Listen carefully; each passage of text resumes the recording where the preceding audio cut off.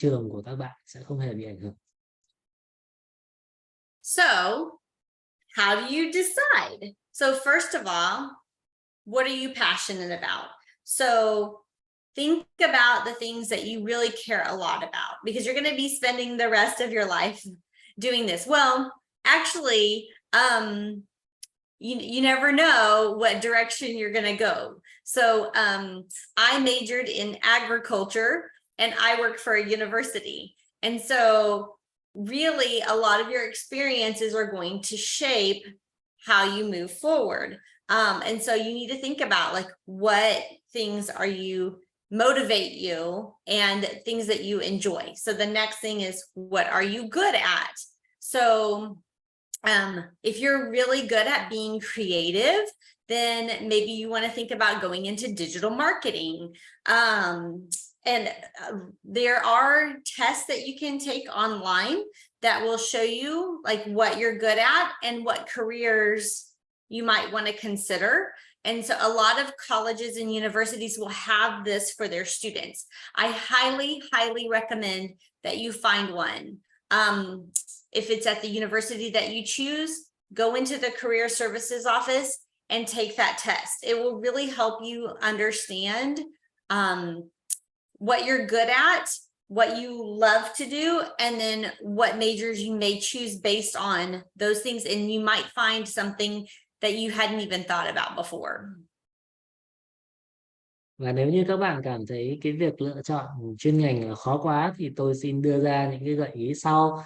Đó là bạn cần phải tự hỏi bản thân xem bạn là thực sự say mê lĩnh vực nào, bạn làm tốt những điều gì, những môn học nào là sở trường, là thế mạnh của bạn. Và có rất là nhiều con đường khác nhau để đưa bạn tới cái mục tiêu nghề nghiệp của mình.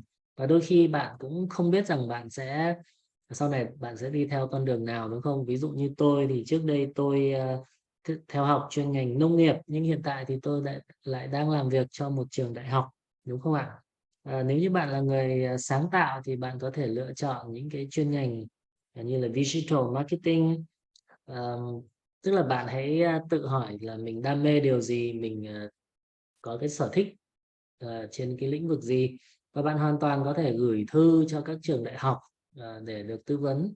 Và trên mạng internet thì cũng có rất là nhiều cái bài trắc nghiệm về tính cách, về lựa chọn nghề nghiệp, về sở trường, về thế mạnh của mỗi cá nhân, và bạn hoàn toàn có thể làm những cái bài test tài năng đó để có thể lựa chọn cái chuyên ngành cho mình.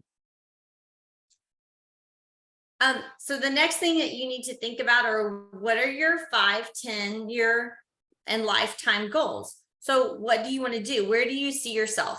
And even write it down, put it on a piece of paper and say, in 5 years, this is where I want to be. So maybe in 5 years, I want to have a master's degree, or in 10 years, I would like to be in management. Lifetime, I want to be a CEO, whatever it is. Have your goals there and keep it in front of you so that it helps you motivate yourself as you go through your program.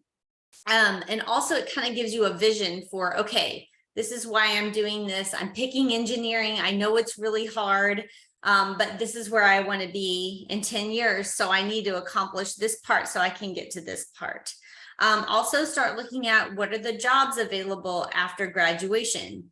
Does the program provide practical experience? And so we're going to get into this a little bit more later, but some programs offer internships, and then that will help you be able to get a job and do a better job once you're in that job. Also think about, will I need a graduate degree? So for example, if you want to be a counselor or a doctor, then you would need to get your bachelor's degree, which is that first 4 years. And then after that, you also have to go and get a master's degree or a doctorate degree. And so you need to make sure that you have that in your mind. Some countries allow people who have a bachelor's degree to be doctors, but in the United States, you actually have to have your doctoral degree. So you need to be prepared and do research for all the levels that you would need to be successful in your career.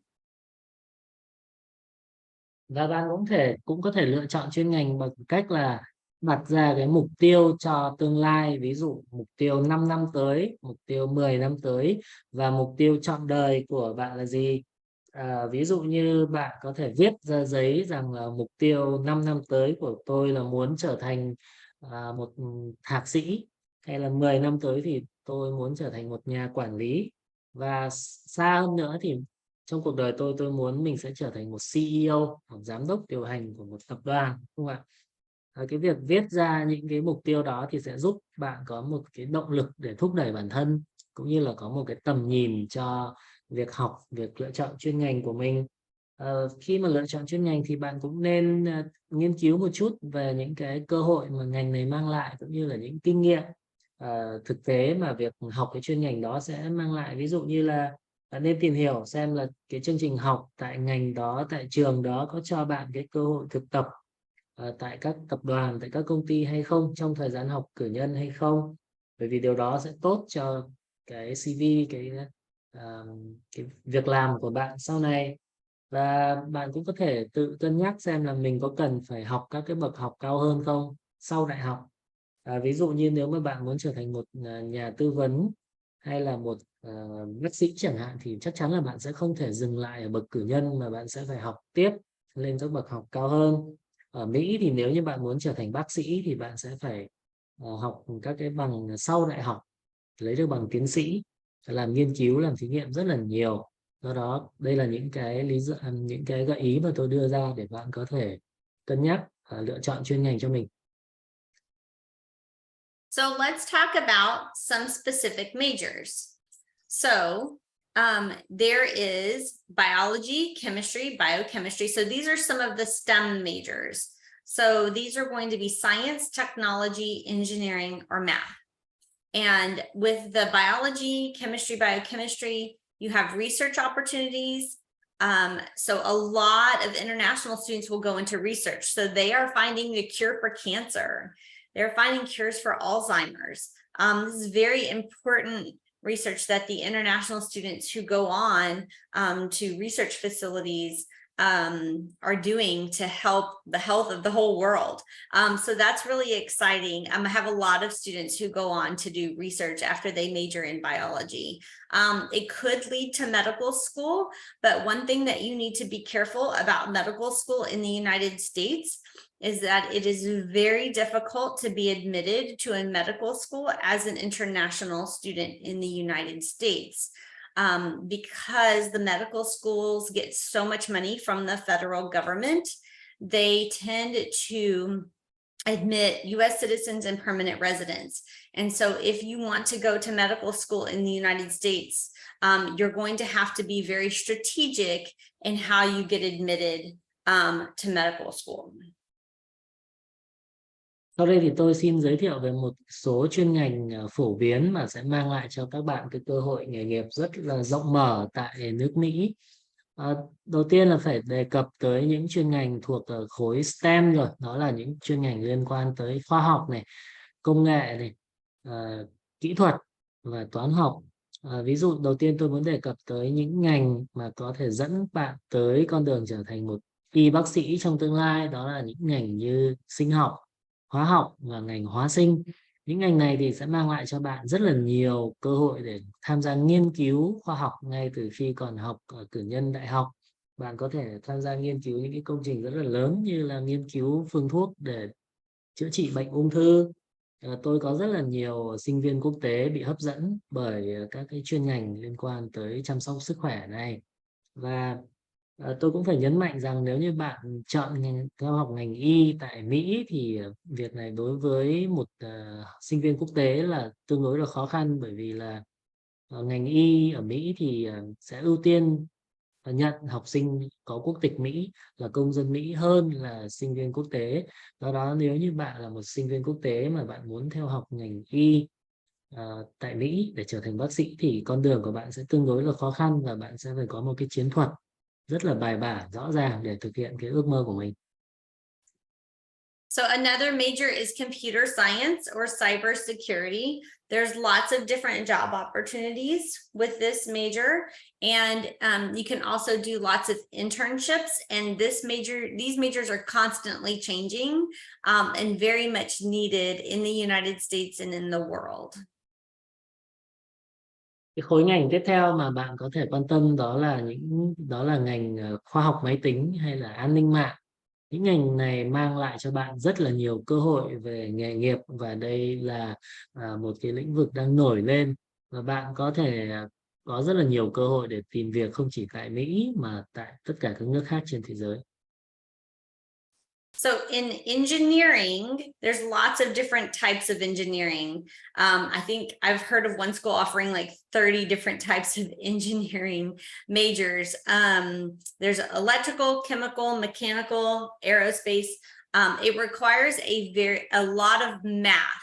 And speaking of math, if you would like to major in math, then you can go into teaching and further degrees. Engineering and math have a lot of similarities. And so if you're really good at math and you really enjoy it, you may want to look into these majors. Và những ngành tiếp theo mà những bạn học giỏi toán có thể quan tâm đó là những ngành kỹ thuật và ngành toán học. Có rất là nhiều cái chuyên ngành liên quan đến kỹ thuật, có thể liệt kê ra tới 30 ngành kỹ thuật khác nhau. Trong đó những ngành phổ biến đó là kỹ thuật điện, kỹ thuật hóa học, cơ khí và kỹ thuật là hàng không. Và điểm chung của những ngành này là yêu cầu các bạn học phải có cái kiến thức toán rất là vững chắc. Và nếu như bạn giỏi toán hơn nữa thì bạn có thể theo học chuyên ngành toán học và sau này trở thành một cái giáo viên dạy toán, cũng như là theo đuổi các chuyên ngành kỹ thuật. So there's other majors. One is nursing. There's lots of Vietnamese students who come to the US for nursing programs. Healthcare is a very well-paying field. And with nursing, there is a path to a green card. So that may be an option for you if you're interested in taking care of other people and being in the healthcare field.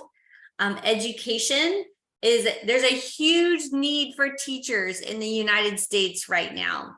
So many of my teachers are graduating and the school districts are applying for an employment visa for them. So if you are interested in education, please come. The benefit in Texas right now is that if you pass all of your tests in the last year, then you can actually spend your last year of school being a full-time paid teacher.